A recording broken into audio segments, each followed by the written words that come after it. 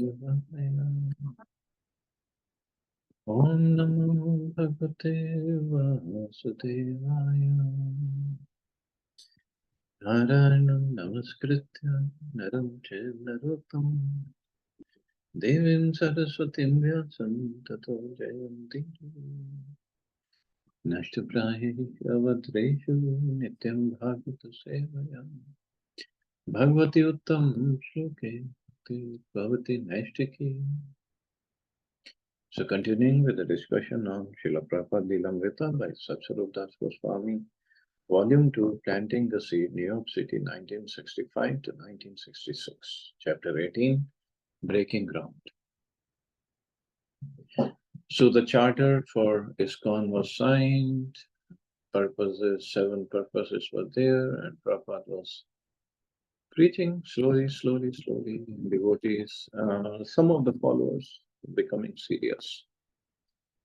In Keith, Prabhupada had a serious follower. Within a week of their meeting, Keith had moved out of the Mart Street apartment and was living with Prabhupada. He still dressed in his ragged denim shorts and t-shirt, but he began to do all the Swami's shopping and cooking. While in India, Keith had learned some of the etiquette of reverence towards a holy man and the principles of discipleship. His friends watched him curiously as he dedicated himself to the Swami. Keith. I saw that he was cooking, so I asked him if I could help, and he was very happy at that suggestion. The first couple of times he took me shopping, and after that I mostly did it. He showed me how to make chapatis without a rolling pin by pressing out the dough with your fingers. Every day we would make chapatis, rice, dal, and curry. So Keith became the dependable cook and housekeeper in Prabhupada's apartment. Meanwhile, at the Mart Street apartment, the roommate's favorite topic for discussion was their relationship with the Swami. Everyone thought it was a serious relationship. This new Swami was Guru, and when they heard that he would be giving classes at 6 a.m. up in his apartment, they were eager to attend. I mean, can you imagine? For these hippies, and they were taking drugs to attend classes at 6 a.m. It's like unheard of. But Prabhupada had so much of influence of them that they wanted to. Keith, I used to walk along the Bowery and look for flowers for him. When there were no flowers, I would take a straw or some grass. I loved going over there in Howard. I would walk very briskly over to Swami's, chanting Hare Krishna, feeling better than ever before. Miraculously, the Lower East Side no longer looked drab. The sidewalks and buildings seemed to sparkle, and in early morning, before the smog set in, the sky was red and golden. Chuck. I brought a few grapes and came to the door of the Swami. This was all new. Previously, I would always walk towards McDougal Street, towards Bohemia, aesthetic New York, and now I was walking to the Lower East Side, towards a business district where there were no freaks, artists, or musicians, but simply straight buildings. And somehow outside the carnival atmosphere, there was the richest attraction for the senses and the heart. Howard. I would sing all the way to the foyer, then ring the buzzer marked A.C. Bhaktivedanta Swami, and the door would buzz and open, and I would walk through the hallway into the small patio and up to his small second-floor apartment, tiptoeing quietly so as to not to wake up the neighbors. Chuck. I came into the hall of his building, and there were many names printed on the plaques over the mailboxes. I immediately found the name A.C. Bhaktivedanta Swami, handwritten on a slip of torn paper, slipped into one of the slots. I rang the buzzer and waited. After a few moments, the door buzzed loudly, and I entered through the security lock. I walked through a small garden into the rear building and upstairs. Prabhupada held his classes for almost 2 months in the privacy of his room, the same room where he typed and talked to guests. To Keith, it was not simply a class in philosophy, but a mystical experience of sweetness. Keith. The sound of his voice, the sun coming up, we would chant for a few minutes, softly coming up. We would chant for a few minutes, softly clapping hands, and Swamiji would speak. The thing that got me most was simply the sound of his voice, especially while he was chanting Sanskrit. It was like music to my ears, and to hear him speak the raw sound. So as not to disturb the neighbors, Prabhupada would say, chant softly. And he asked the boys to clap softly, so softly that their hands barely touched. Then he would chant the prayers to the spiritual master, Sansara Dhamana Lalila Loka. The spiritual master is receiving benediction from the ocean of mercy. Just as a cloud pours water on a forest fire to extinguish it, so the spiritual master extinguishes the blazing fire of material existence. With his eyes closed, he sat singing softly in the dim morning light. The few who attended, Keith, Howard, Chuck, Steve, Wally, sat entranced. Never before had the Swami been so appreciated. Chuck. The Swami was sitting there, and in the mornings he would look not shiny and brilliant, but very withdrawn.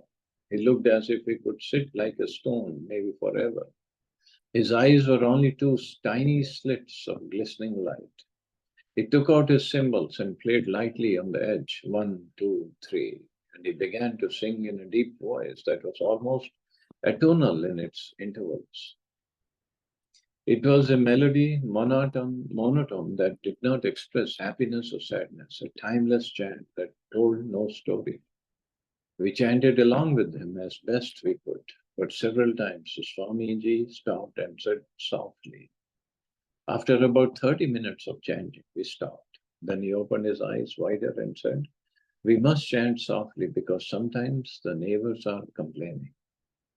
So he was so considerate of neighbors also. After singing, the Swami would give one of the boys a copy of Dr. Radhakrishna's edition of Bhagavad Gita to read aloud from. He would correct their mispronunciations and then explain each verse. Because there were only a few people present, there was always ample time for everyone to discuss the philosophy. The class would sometimes run an hour and a half and cover 3 or 4 verses.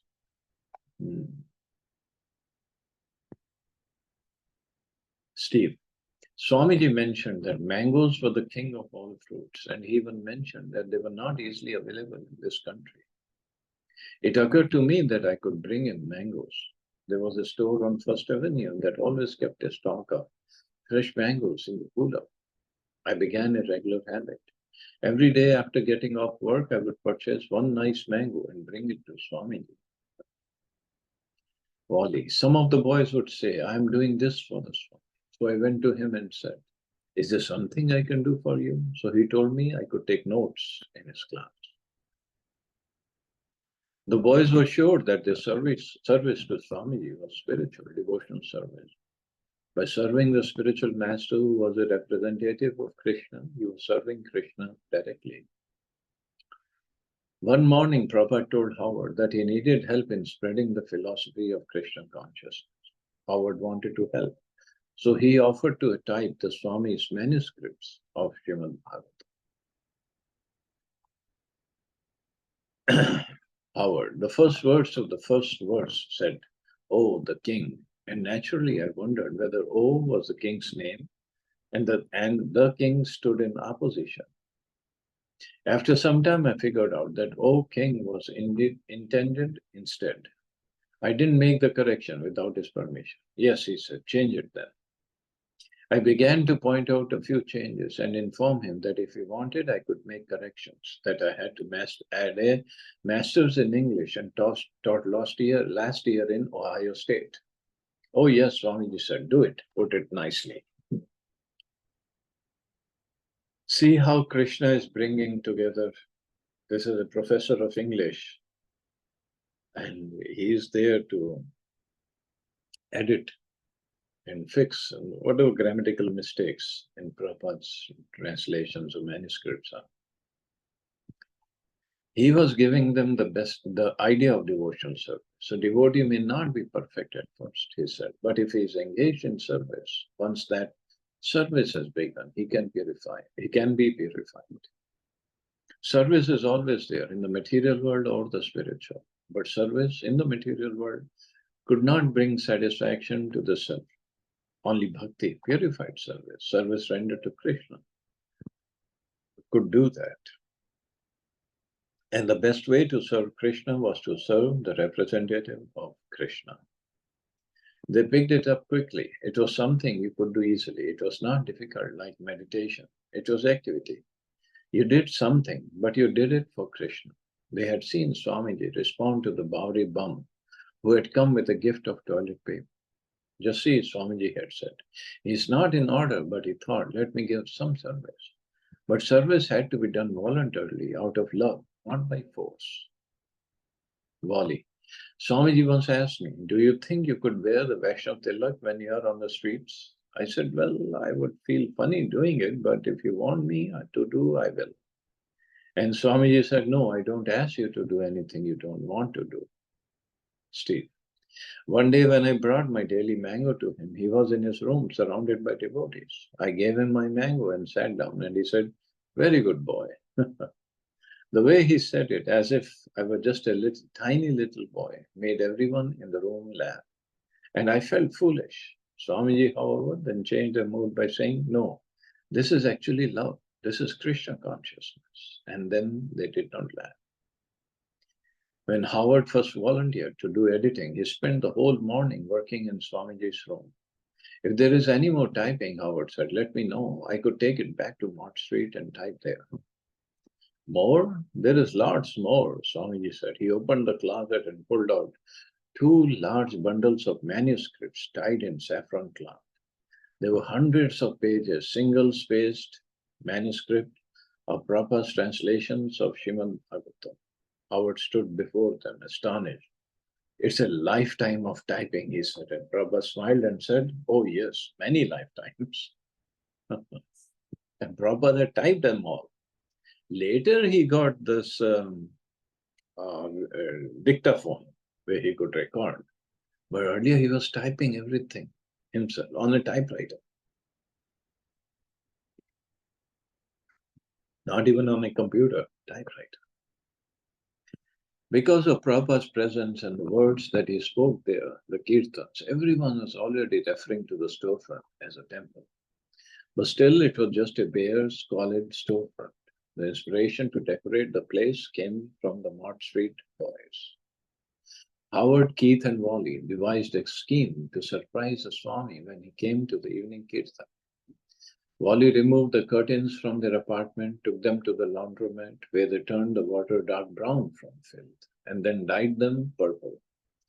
The Mott Street apartment was decorated with posters, paintings, and large decorative silk hangings that Howard and Keith had brought back from India.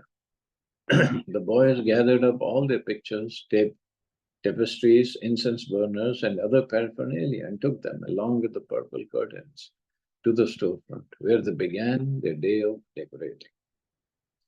At the storefront, the boys constructed a wooden platform for Prabhupada to sit on and covered it with old velvet cloth. Behind the platform on the rear wall, between the 2 windows to the courtyard, they hung the purple curtains, flanked by a pair of orange ones.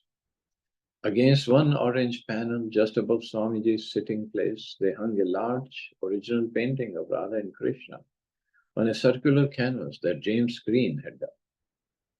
Prabhupada had commissioned James, giving him the dust jacket from his Srimad Bhagavatam with its crude Indian drawing as a model. The figures of Radha and Krishna were somewhat abstract, but the Lower East Side critics who frequented the storefront hailed the work as a wonderful achievement. Keith and Howard were less confident that Prabhupada would approve of their paintings and prints from India, so they hung them near the street side of it, away from Swamiji's street. One of these prints, well known in India, was of Hanuman carrying a mountain through the sky to Lord Ramchandra. The boys had no idea what kind of being Hanuman was. They thought perhaps he was a cat because of the shape of his upper lip. Then there was a picture of a male person with 6 arms, 2 arms painted greenish, held a bow and arrow, another pair bluish held a flute, and third player golden held a stick and a bow.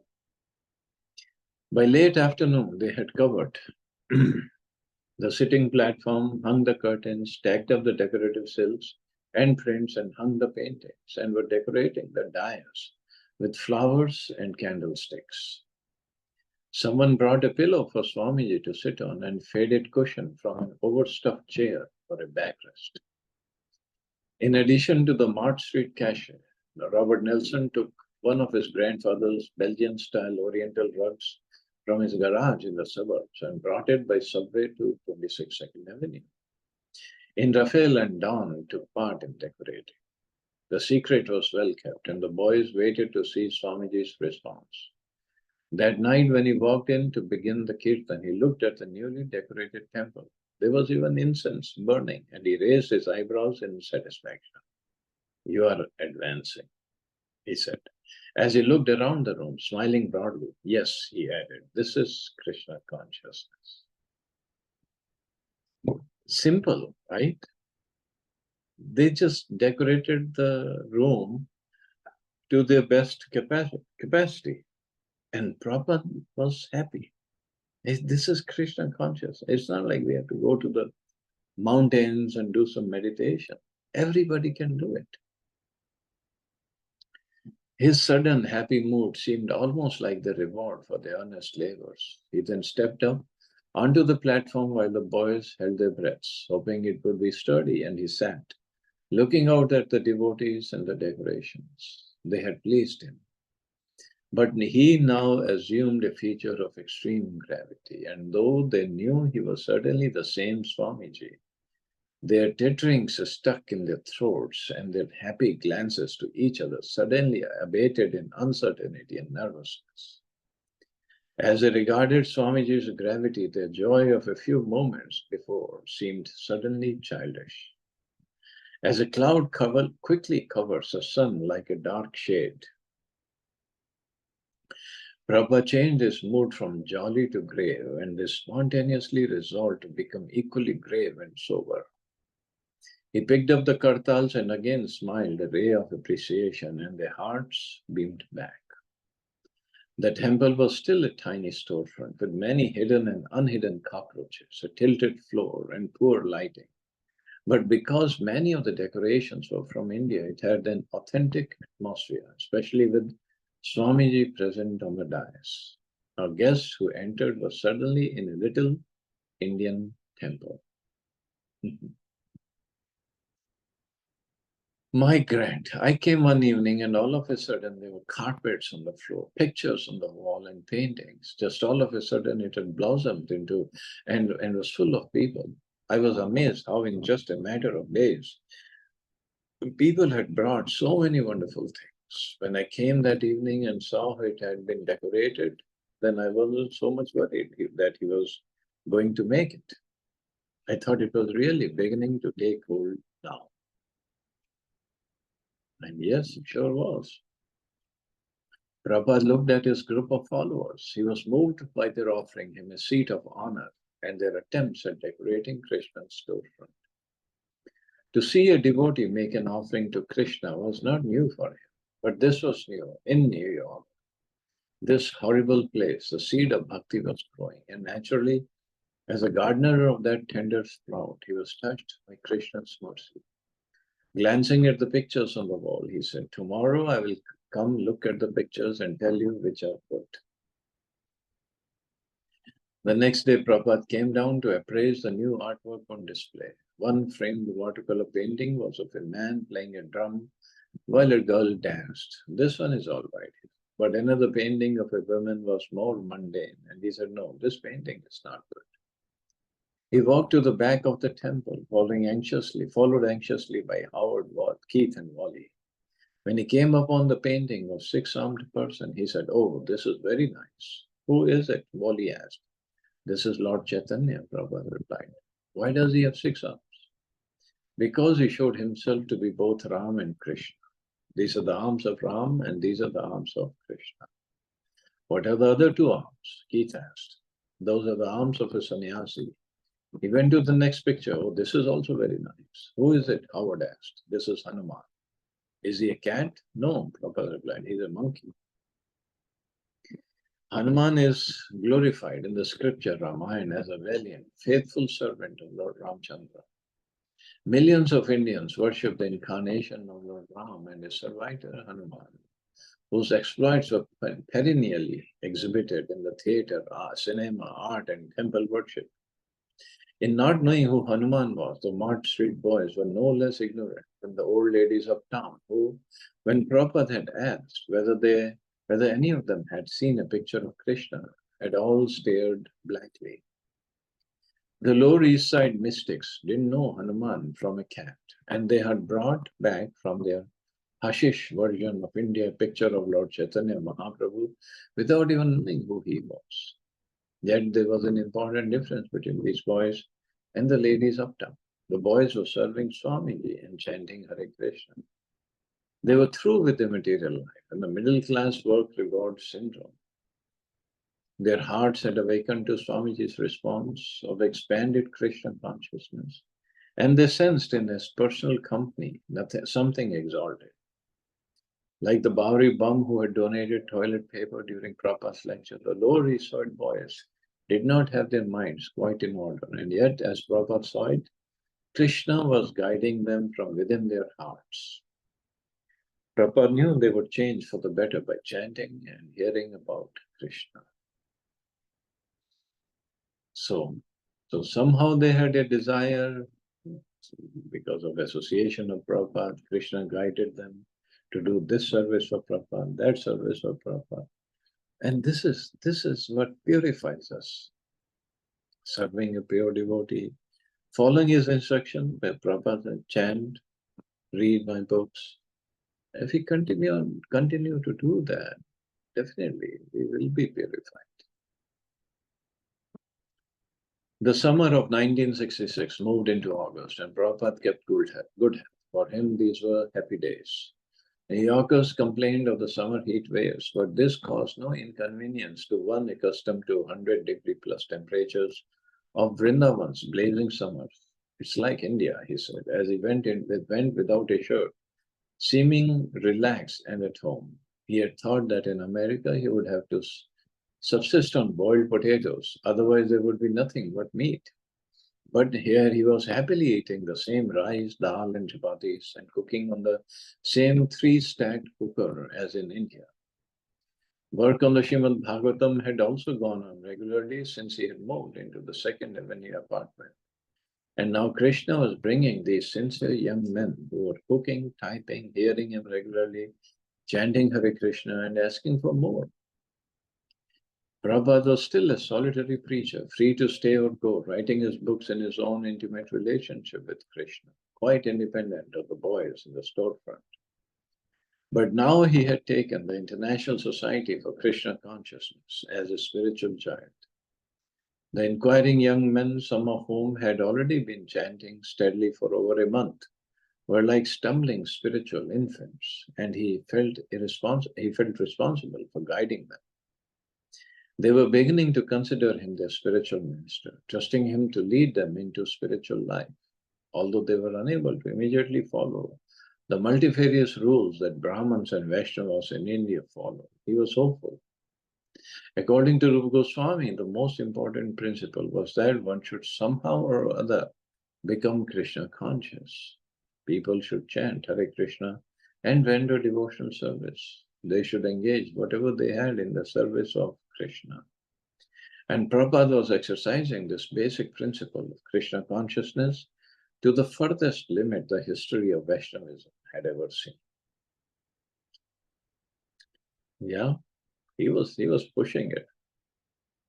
Because these young boys, they didn't know anything and didn't even follow anything.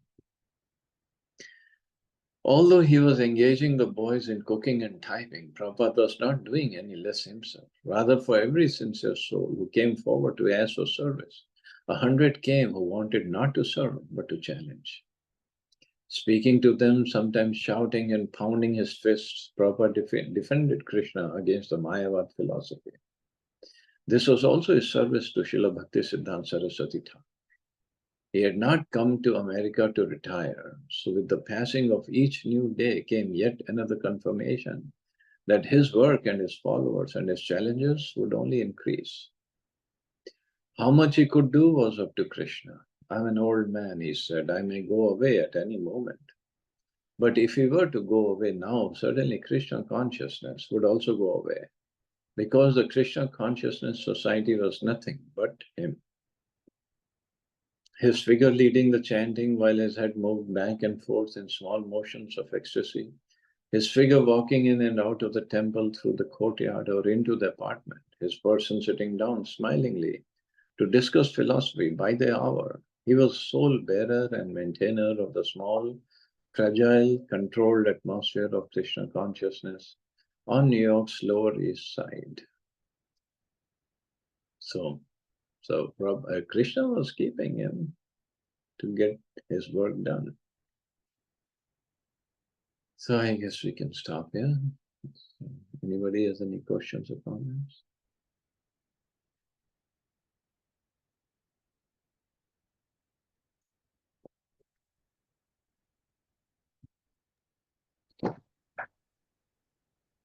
Thank you, Prabhuji. Thank Nice you. to see that growing little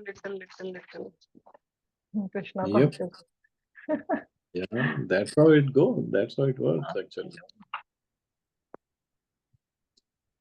Baby steps.